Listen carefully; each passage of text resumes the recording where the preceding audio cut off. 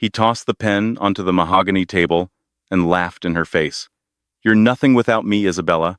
A broke, pathetic waitress I picked up out of pity." Liam Rutherford thought he had won. He thought signing those divorce papers meant he was free to marry his mistress and keep his millions. He didn't know that the woman sitting quietly across from him wasn't just a waitress.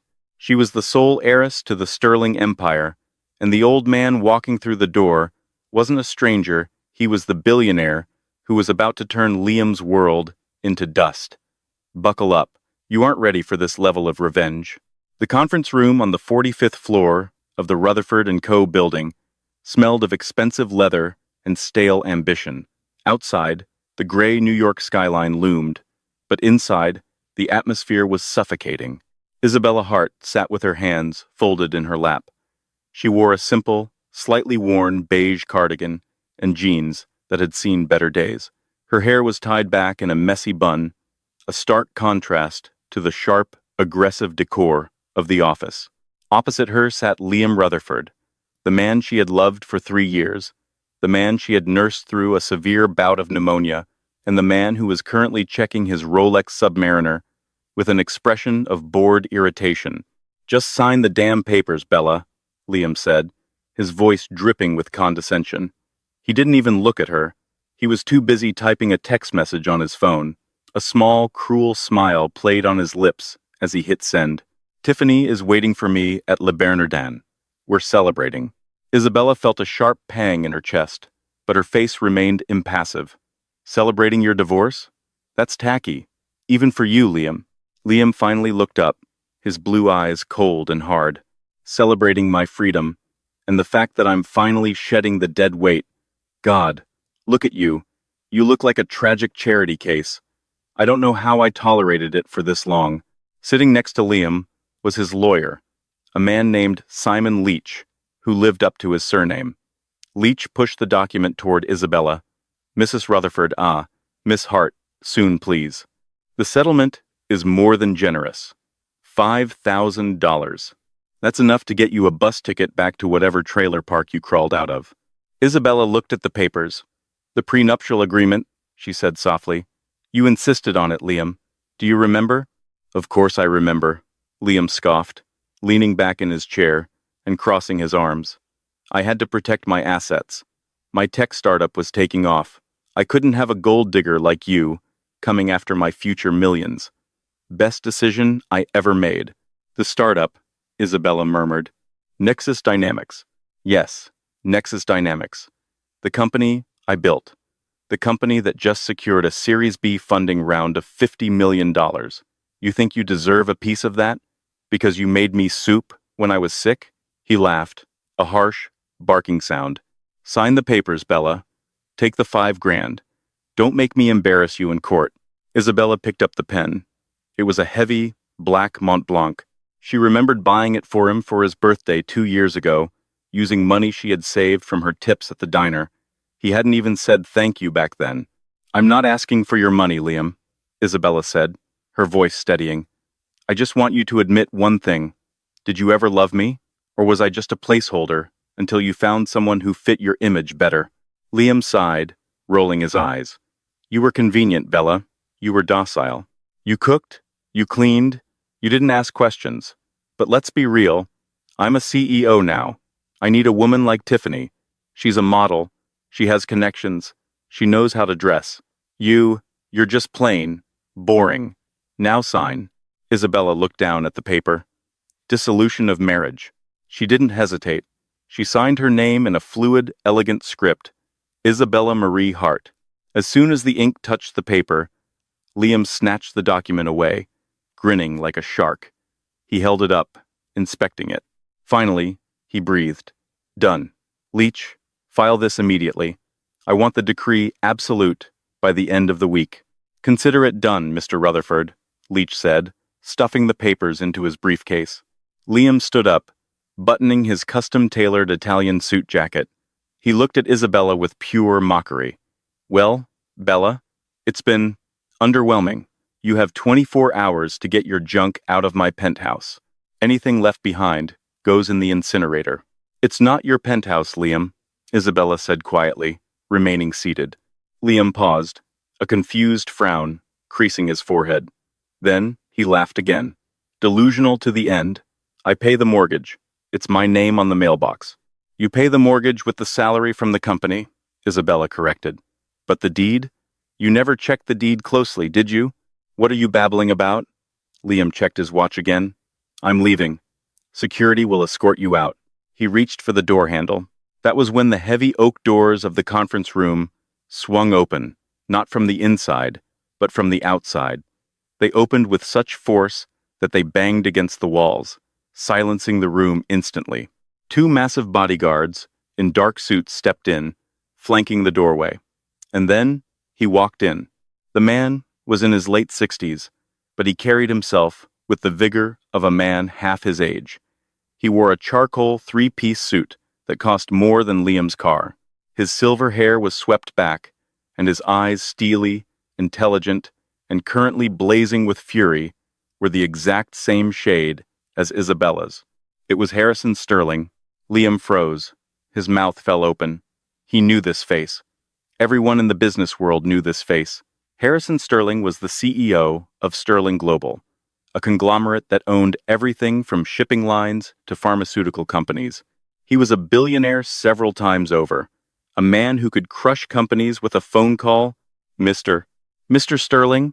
Liam stammered, his arrogance instantly replaced by a sycophantic tremble.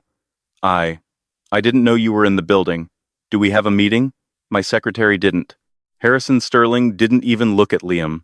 He walked straight past him, ignoring his outstretched hand, and went directly to Isabella. To Liam's horror, the terrifying billionaire softened immediately.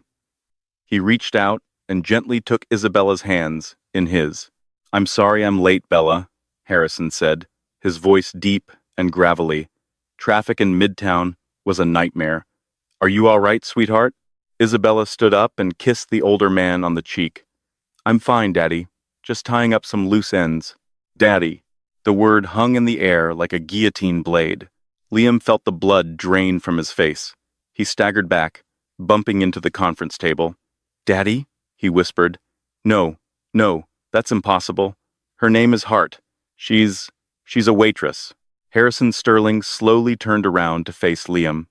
The warmth vanished from his eyes, replaced by a glacial coldness that made Simon Leach, the lawyer, physically shrink into the corner. Hart is her mother's maiden name, Harrison said, his voice low and dangerous.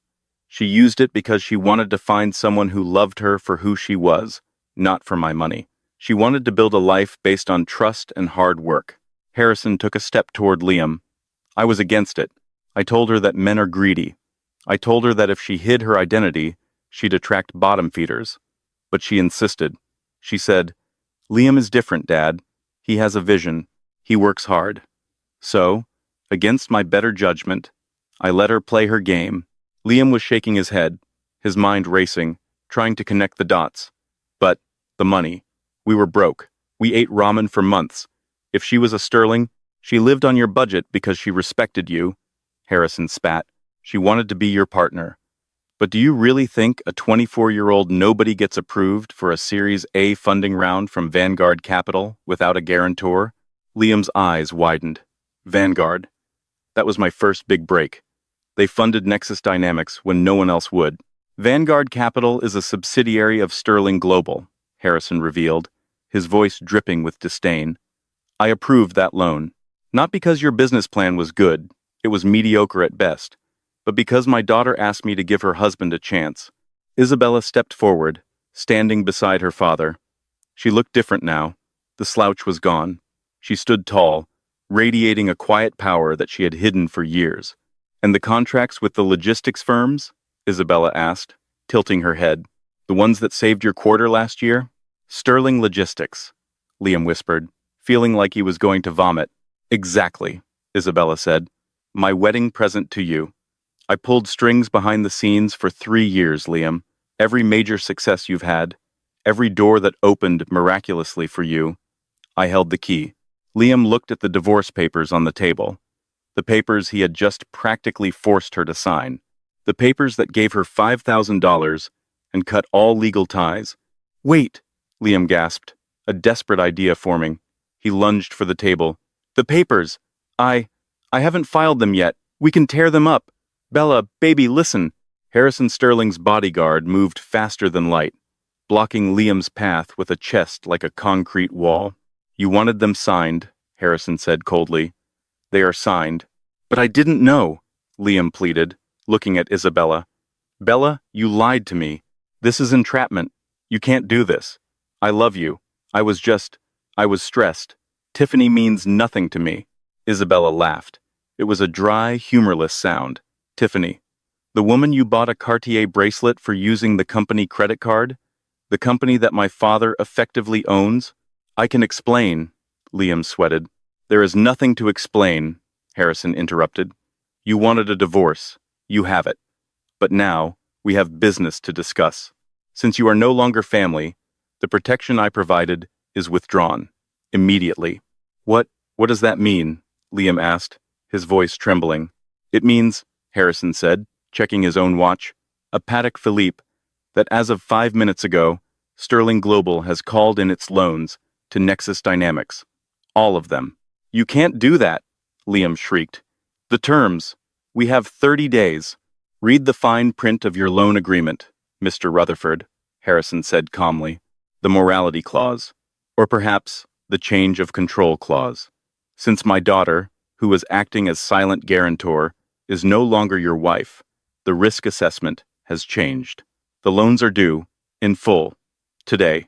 That's $50 million, Liam screamed. I don't have $50 million in cash.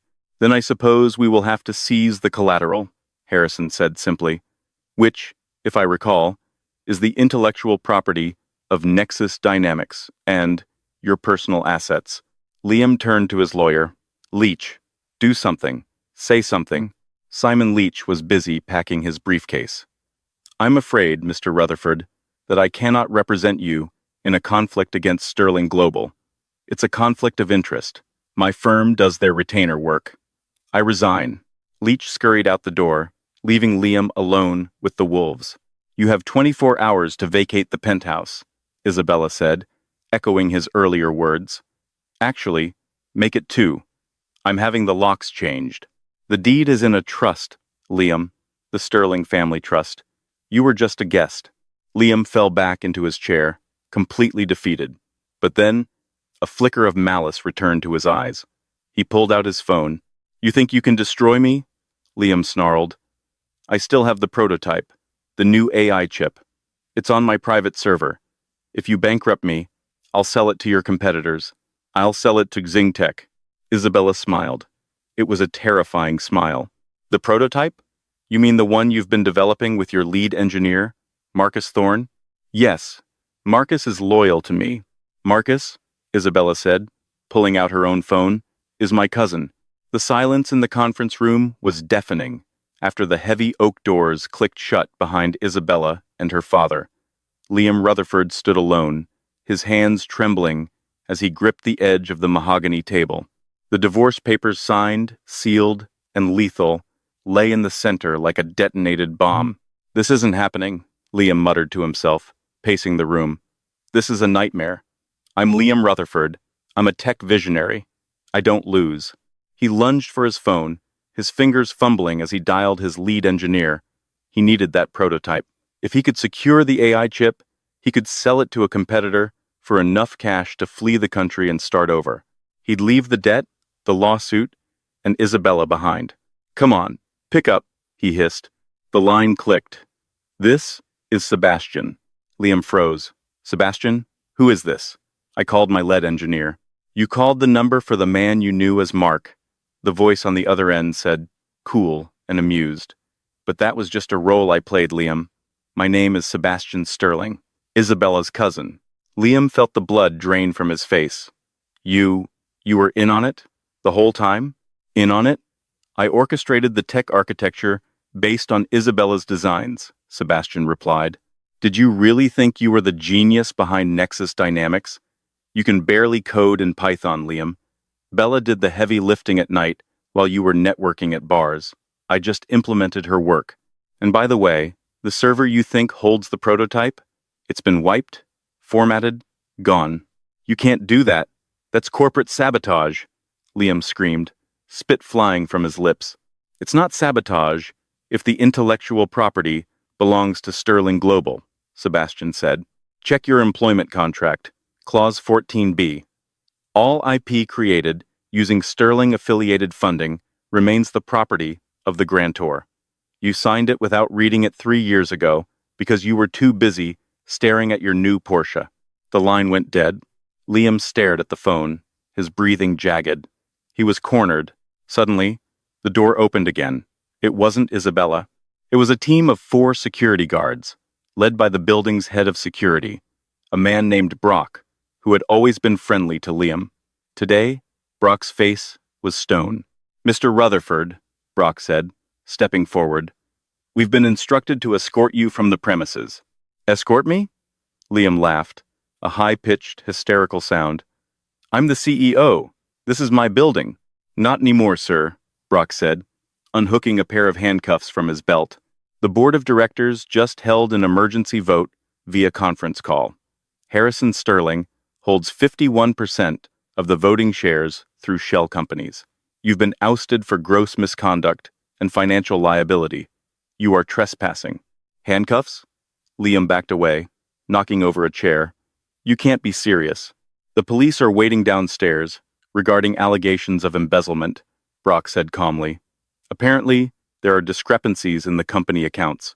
Personal expenses charged to the business, jewelry, 5-star hotels. Liam's stomach dropped. The bracelet for Tiffany, the weekends in the Hamptons. He had expensed it all, thinking no one would ever check the books of a private company he thought he owned.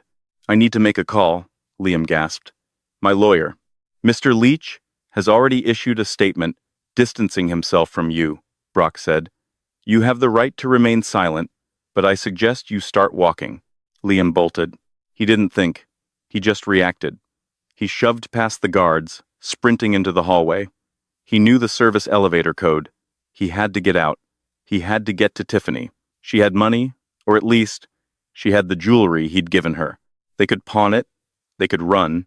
He jammed the button for the garage, his heart hammering against his ribs like a trapped bird. Isabella planned this, he thought, fury warring with panic. She watched me for 3 years. She played the doting wife while she was building a cage around me. As the elevator descended, Liam pulled up his mobile banking app. He needed to transfer whatever cash he had left to an offshore crypto wallet. Login failed. Account frozen. Federal investigation. He tried his personal savings. Account frozen. He tried his credit cards. Card inactive. No, no, no, Liam screamed, slamming his fist against the metal wall of the elevator. She took everything. The elevator dinged at the garage level. Liam sprinted toward his reserved spot, where his pride and joy, a silver Aston Martin, was parked. But the spot was empty. In its place stood a tow truck, and a man was currently hooking up the last of Liam's assets. Hey, get away from my car, Liam roared, running toward the driver. The tow truck driver, a burly man with a cigar clamped between his teeth, looked down at a clipboard. Repo order. Payments on the lease are 3 months behind, and the guarantor pulled the plug an hour ago. I am the guarantor, Liam yelled. Paperwork says, Isabella Hart, the driver grunted. She canceled the automatic payments, said something about not paying for a cheater's ride. Tough break, buddy.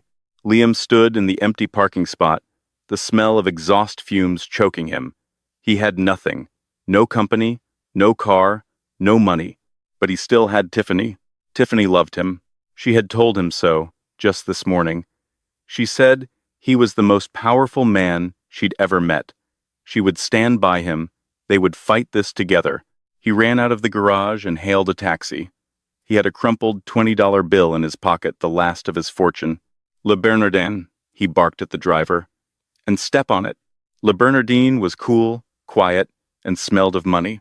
The clinking of silverware and the low hum of polite conversation created a sanctuary of wealth that Liam usually found comforting. Today, it felt like a courtroom. He spotted Tiffany near the window. She was breathtaking, wearing a red dress that hugged every curve, her blonde hair cascading over her shoulders.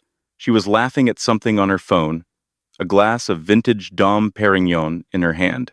Liam rushed to the table, sweating and disheveled. He hadn't worn a tie since the morning, and his shirt was untucked from his sprint. Liam?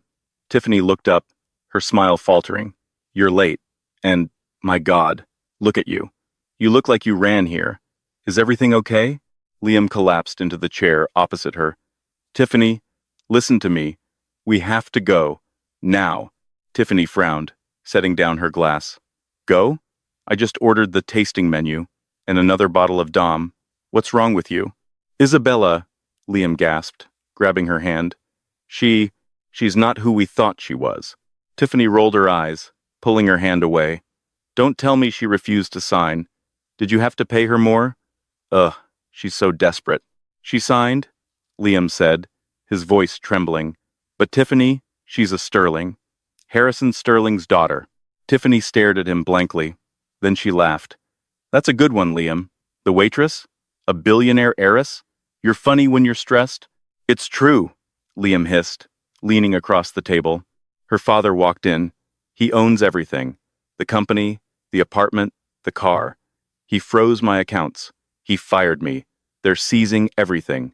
The smile slowly slid off Tiffany's face. The light in her eyes, which Liam had always mistaken for adoration, flickered and died, replaced by a cold, calculating assessment. Wait, she said slowly. Are you saying you're broke? For now, Liam pleaded. Just for now. I can rebuild. I have the skills. But right now, they've locked me out. I need you, Tiff. I need your help. We can go to your place. I can use your accounts to move some crypto around if I can just get a new server set up. We can. Tiffany held up a hand, silencing him. She looked around the restaurant to see if anyone was watching.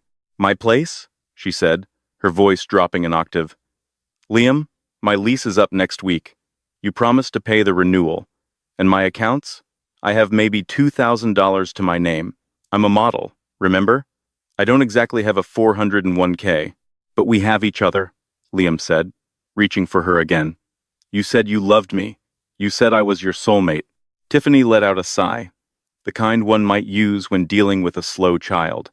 She picked up her purse, a Birkin bag that Liam had bought her last month. Liam, sweetie, she said, standing up. I loved the lifestyle. I loved the power. I loved the way you looked in a suit when you were handing a black card to a waiter. But this? She gestured to his sweaty face and wrinkled clothes. This isn't really my brand. You're leaving me? Liam whispered, shattered. I can't date a broke guy, Liam. It's bad for my image, Tiffany said, checking her reflection in a spoon. Besides, I have a casting call in an hour, or at least, I'm going to find one. She turned to leave, but the waiter arrived at that exact moment, with the bill for the champagne and the appetizers she had already consumed. Monsieur, the waiter said, presenting the leather folder to Liam. Liam stared at it. He knew the bill would be at least $500. He had $20 in his pocket. Liam stammered.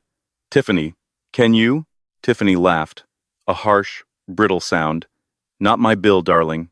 You invited me. She walked away, her heels clicking on the floor, leaving Liam alone with the waiter. Sir? The waiter prompted, his polite demeanor hardening. My cards are compromised. Liam choked out. The waiter signaled to the manager. Within seconds, 2 large men in suits appeared the restaurant's security. Is there a problem? The manager asked, his voice icy. I can't pay, Liam admitted, putting his head in his hands. Call the police, the manager said to the waiter, and escort this gentleman to the back office until they arrive. As Liam was hauled out of his chair, humiliated in front of New York's elite, his phone buzzed. He managed to glance at the screen before the security guard snatched it away. It was a text from an unknown number. Video attachment, live from Times Square. On the screen, a breaking news alert was playing on the massive jumbotron in Times Square. The headline read, Sterling Global Heiress reveals identity, sues ex-husband for fraud. And there, on the biggest screen in the city, was a video of Isabella. She looked regal, powerful, and utterly untouchable.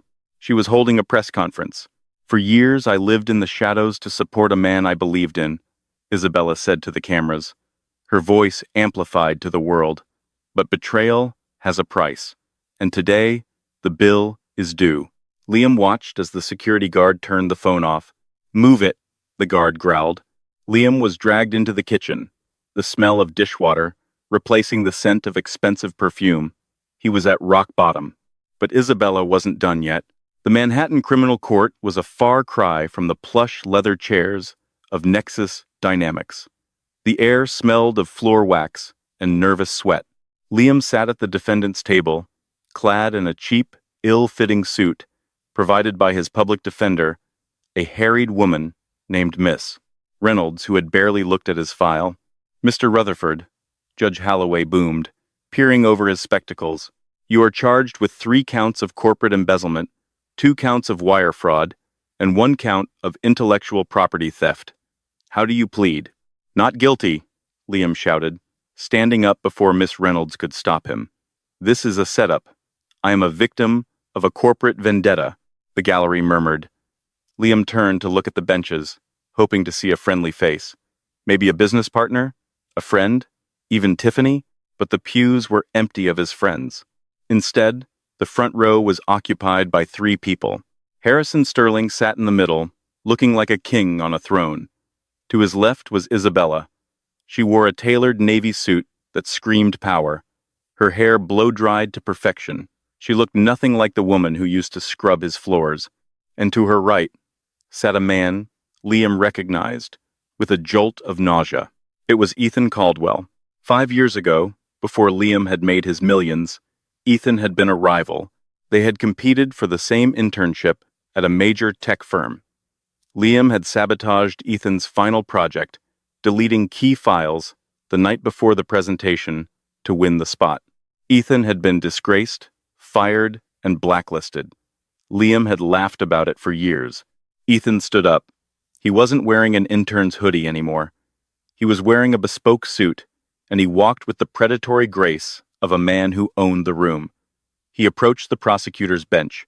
Your Honor, the prosecutor began, the state would like to introduce a special witness for the prosecution regarding the intellectual property theft, Mr. Ethan Caldwell. Liam grabbed his lawyer's arm. Object, that man hates me. He's biased. Sit down, Miss Reynolds hissed. Ethan took the stand. He didn't look at Liam with anger. He looked at him with pity. Mr. Caldwell, the prosecutor asked, can you explain your relationship to the intellectual property in question, the Nexus AI algorithm? Certainly, Ethan said, his voice smooth and clear. After Mr. Rutherford sabotaged my career 5 years ago, I went back to school. I didn't just study law, I studied forensic computer science. I was hired by Sterling Global 3 years ago as their head of cybersecurity and IP protection. Liam's jaw dropped. And, Ethan continued, locking eyes with Liam, I was the one who monitored the servers for Nexus Dynamics. We knew Mr. Rutherford was stealing code from open-source libraries and claiming it as his own. But more importantly, we knew he was embezzling funds to pay for personal entertainment. Ethan pulled out a remote and clicked a button. A screen in the courtroom flickered to life. It was a spreadsheet. A detailed, undeniable list of transactions. Asterisk October 12, $15,000. Cartier item, diamond bracelet. Asterisk November 4, $8,500. The Plaza Hotel, suite. Asterisk December 20, $50,000 cash withdrawal, offshore, transfer. This, Ethan said, pointing to the screen, is the money Liam claimed was for server maintenance. It was actually funneling into an account in the Cayman Islands, an account we have since frozen. Lies, Liam screamed. That was my money. I earned it. Actually, Ethan said, clicking the remote again, the money came from the Series B funding provided by Sterling Global, which makes it federal wire fraud. Judge Holloway slammed his gavel. Order. Mr. Rutherford, one more outburst and I will hold you in contempt. Ethan stepped down from the stand and walked past the defense table. He paused, leaning in close, so only Liam could hear. You stole my future 5 years ago, Liam, Ethan whispered. I just took yours. Consider us even. The bail hearing was a disaster. The judge set bail at $5 million, an impossible sum for a man whose assets were frozen. Liam was remanded to custody until trial. 2 days later, Liam sat in a small, concrete visitation room at Rikers Island. He wore a gray jumpsuit now. The reality of his situation had set in. The arrogance was gone, replaced by a cold, gnawing terror. The heavy metal door buzzed open. Isabella walked in. She was alone. No guards, no lawyers, no father. She sat down on the metal stool opposite him, separated by a thick pane of glass. She picked up the phone receiver. Liam picked up his side, his hands shaking. "Bella," he croaked, "please, you have to stop this. I can't survive in here. They know who I am. I'm a target." Isabella's face was unreadable. "You should have thought about that before you transferred $50,000 of my father's money to an offshore account, Liam." "I was going to pay it back," Liam lied. "Once the IPO launched, I was going to pay everyone back. I just needed a bridge loan." "There was never going to be an IPO," Isabella said quietly. "Nexus Dynamics was a shell. The technology didn't work, Liam. We knew that." Liam blinked. "What?" "No, the prototype. Sebastian said it was working." "Sebastian, my cousin, wrote a script to simulate success," Isabella revealed. "The AI barely functioned. We kept it running to see how long you would fake it, to see if you would ever come to me and ask for help honestly, to see if you would ever admit you were drowning." Liam felt like he had been punched in the gut. You set me up to fail?" "No," Isabella said firmly. "I gave you a ladder. You chose to use it to hit people instead of climbing. I gave you a wife who supported you. You chose a mistress who drained you. I gave you a life, Liam. You chose a lie." She reached into her bag and pulled out a photo. She pressed it against the glass. It was a photo of them from 3 years ago.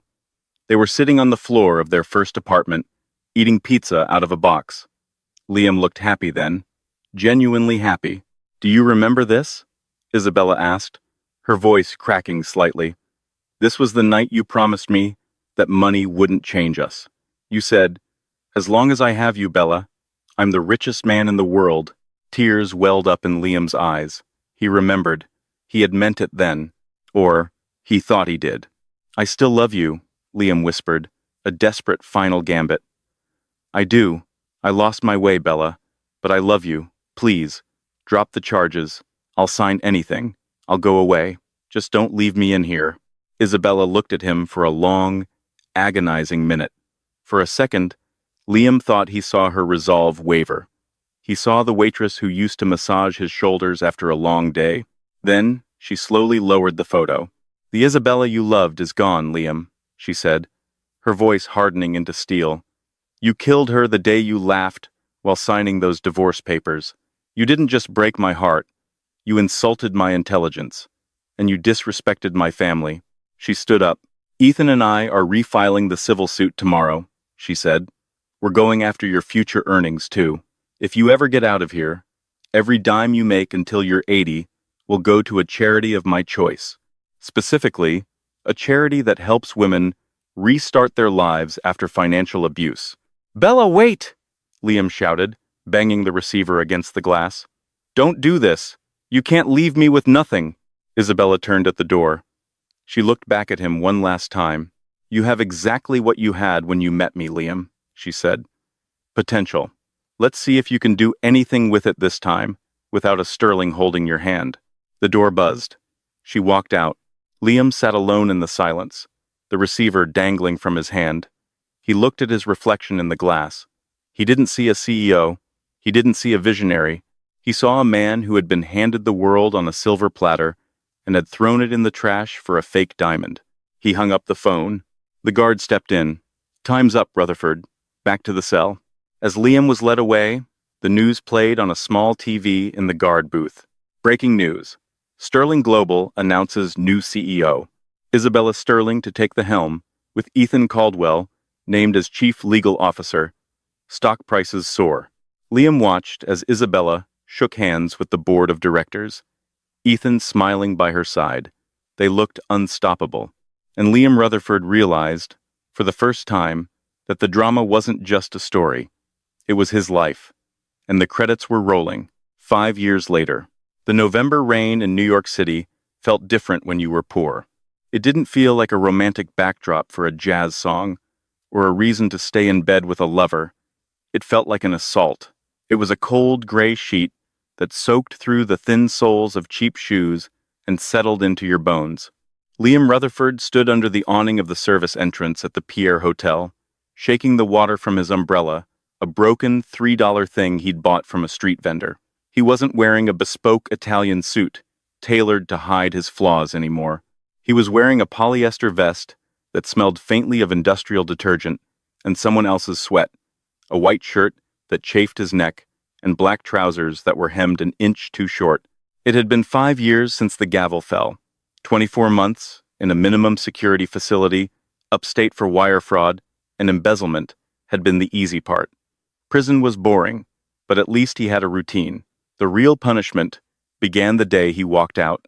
The judge, in a fit of poetic justice, had enforced the Sterling Clause in his sentencing. 40% of Liam's gross wages for the next 15 years were automatically garnished to repay the investors he had defrauded. He was blacklisted, radioactive. No tech company in Silicon Valley, or even a startup in a garage, would touch him. Doing a Rutherford had become business school shorthand for a CEO who crashed a company through hubris. So, the visionary, the genius, the man who once graced the cover of Forbes under the headline, "The Next Titan," was now working for a temp agency called Staff Sure. Tonight was a high-stakes gig, the annual New Horizons charity gala. It paid double time because the clientele was demanding, and the hours were long. Liam didn't know who was hosting it, and frankly, he didn't care. He just needed the cash to pay for the heat in his basement studio in Queens. He pushed through the heavy service doors, the noise of the kitchen hitting him like a physical blow, clattering pans, shouting chefs, the hiss of steam. He clocked in, grabbed a silver tray, and checked his reflection in the stainless steel refrigerator door. His face was thinner now, lines of bitterness etched deep around his mouth. His hair, once perfectly coiffed, was graying at the temples and thinning on top. He looked like exactly what he was, a man who had lost everything. "Rutherford, table 12, needs champagne. Move it," the floor manager barked. Liam flinched, his old arrogance flaring up for a split second before being crushed by necessity. "Yes, sir." He walked out into the ballroom, and the breath left his lungs. It was a world he used to own. The chandeliers dripped with crystals the size of fists. The air smelled of expensive perfume, truffles, and old money. A string quartet played softly in the corner, the music weaving through the laughter of the city's elite. Liam moved through the crowd like a ghost. He kept his head down, offering drinks with a mumbled, "Champagne, sir?" He saw faces. He recognized venture capitalists he had pitched to, rivals he had insulted, women he had flirted with. None of them looked at him. To them, he was part of the furniture, a hand holding a tray, invisible. "Ladies and gentlemen," a voice boomed over the speakers, silencing the room. "Please take your seats. It is time to welcome the woman of the hour, the visionary who has turned tragedy into triumph, the chairwoman of the Sterling Foundation and the CEO of Sterling Global, Isabella Sterling Caldwell." The tray in Liam's hand rattled. The crystal flutes chimed against each other, a nervous, fragile sound. He froze near a pillar, hidden in the shadows, his heart hammering against his ribs like a trapped bird. Isabella. The spotlight swept across the stage, and there she was. She was breathtaking. She wore a gown of shimmering emerald green silk that flowed around her like liquid money. Diamonds sparkled at her throat and ears, catching the light with every movement. But it wasn't the clothes that struck Liam. It was her posture. The slouch she used to have, the one she adopted to make Liam feel taller, to make him feel like the protector was gone. She stood with her shoulders back, her chin high, radiating a terrifying, serene power. And she wasn't alone. Walking beside her, his hand resting possessively and protectively on the small of her back, was Ethan Caldwell. Liam felt bile rise in his throat. Ethan looked older, too, but in the good way distinguished, solid, successful.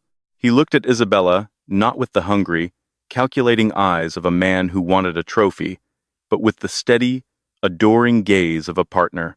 "Thank you all for coming," Isabella said into the microphone. Her voice was clear, resonant, and devoid of the hesitation Liam remembered. 5 years ago, I started this foundation to help women who had been financially abused and silenced. I wanted to turn my own scars into a shield for others. Today, I am proud to announce that we have raised over $50 million. The crowd erupted in applause. A thunderous ovation. $50 million. The exact amount Liam had tried to steal, the amount he had ruined his life for. She had raised it for charity. She had built an empire on the ashes of his betrayal. "I couldn't have done this without my rock," Isabella continued, smiling up at Ethan. "My husband, Ethan. And, of course, the true boss of the family." She pointed to the front row. Harrison Sterling was sitting there, looking frailer but happier than Liam had ever seen him. On his lap sat a toddler, a little boy with messy dark hair and bright eyes, clapping his chubby hands. "My son, Noah," Isabella beamed. The room melted away for Liam. A son, a legacy, a family. It was everything he could have had, if he had just been honest, if he had just signed the papers with dignity, if he had just loved her for who she was, instead of what she could give him. He couldn't breathe. The walls were closing in. He had to get out. He couldn't watch this. He couldn't watch the life he threw away being lived by the man he hated. He turned sharply. Blinded by tears he refused to let fall. He rushed toward the service exit, his movements jagged and desperate. Crash. In his haste, he didn't see the guest stepping backward to take a photo. Liam collided with him hard. The tray slipped from his sweaty, trembling fingers. A dozen crystal flutes shattered onto the marble floor, the sound exploding like a gunshot in the hushed room. The music stopped. The applause died instantly. The silence that followed was heavy, suffocating, and absolute. "You idiot!" the guest shouted, brushing champagne off his tuxedo. "Look what you did. I'm so sorry. I'm so sorry." Liam dropped to his knees, panic seizing him. If he lost this job, he lost his apartment. He began frantically picking up the shards of glass with his bare hands, slicing his fingers, blood mixed with the spilled champagne. "I'll clean it up, please. I'll pay for the cleaning. Don't report me." He was groveling. The man who once commanded boardrooms was now on his knees, begging a stranger for mercy over a dry cleaning bill. "It's all right." A gentle voice cut through the tension. "Accidents happen. Give him some space." The crowd parted. A pair of emerald green heels stopped inches from Liam's bleeding hands. Liam froze. He knew those shoes. He knew that voice. He slowly lifted his head, his neck creaking with the effort. Isabella stood over him. She had come down from the stage to check on the commotion. Ethan was a step behind her, his hand on her elbow, looking concerned. Isabella looked down at the kneeling waiter. Her eyes scanned his face, the gray hair, the lines of stress, the cheap uniform, the blood on his hands. For a moment, there was a flicker of confusion. She didn't recognize the broken man at her feet. Then, her gaze landed on the small white scar above his left eyebrow, the one he got falling off a bike in Central Park on their second date. Her eyes widened slightly. The recognition hit her. Liam stopped breathing. He waited for it. He waited for the anger. He waited for her to scream, to point, to tell the security guards that this was the monster who tried to rob her father. He waited for the validation that he was still the villain of her story, that he still mattered enough to be hated. But Isabella didn't scream. She didn't frown. She didn't smile. She looked at Liam Rutherford, the man she had once vowed to love until death, and her face went completely blank. The tension left her shoulders. There was no spark of hatred, no flare of triumph. There was just nothing. She reached into her small, beaded clutch. She pulled out a crisp, $100 bill. "Here," she said softly, her voice kind but distant, the way one speaks to a stranger in a subway station. "For the trouble. And please, be careful with the glass. You don't want to hurt yourself." She placed the bill gently on his tray, which was resting on the floor amidst the ruin. She didn't say his name. She didn't ask how he was. She didn't acknowledge their past. She didn't need to. He was no longer a chapter in her book. He was a footnote she had already forgotten. "Come on, Bella," Ethan whispered, guiding her away. "Noah is getting fussy." "Coming," she said brightly. She turned her back on him. She took her husband's arm, and they walked back toward their table, laughing at something the little boy had done. Liam remained on his knees in the center of the ballroom, clutching the $100, the blood from his finger smeared onto Benjamin Franklin's face. That was the true revenge.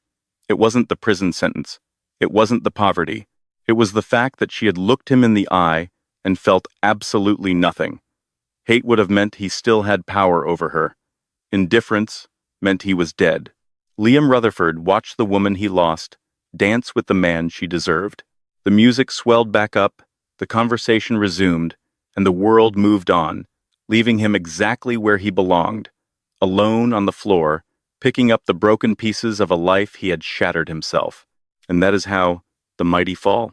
Liam Rutherford believed that power was defined by a title, a corner office, and a hefty bank account. He thought people were disposable, tools to be used and discarded on his climb to the top. But he learned the hard way that true power isn't about what you own, it's about who you are. Isabella didn't need his money to be a queen. She was royalty in denim, just as she was in diamonds. Liam, on the other hand, was a pauper even when he wore a Rolex. In the end, the sweetest revenge wasn't the lawsuit, the bankruptcy, or the prison time. It was the moment Isabella looked at him and felt absolutely nothing. Hate is not the opposite of love. Indifference is. Liam became a ghost in his own life, haunted by the memory of the happiness he traded for a lie. Wow, what a journey. That was the story of Isabella and Liam. It's a brutal reminder that karma has no deadline and that you should never judge a book or a waitress by the cover. I want to know what you think. If you were Isabella, would you have helped Liam up at the end? Or would you have had security throw him out? Do you think he deserved the Sterling clause, garnishing his wages forever? Let me know in the comments below. If you enjoyed this story of justice and drama, please smash that like button. It really helps the channel grow. And don't forget to subscribe and hit the bell icon so you never miss a new story. We have a crazy revenge saga coming up next week, involving a cheating lottery winner that you do not want to miss. Thanks for watching, and see you in the next one.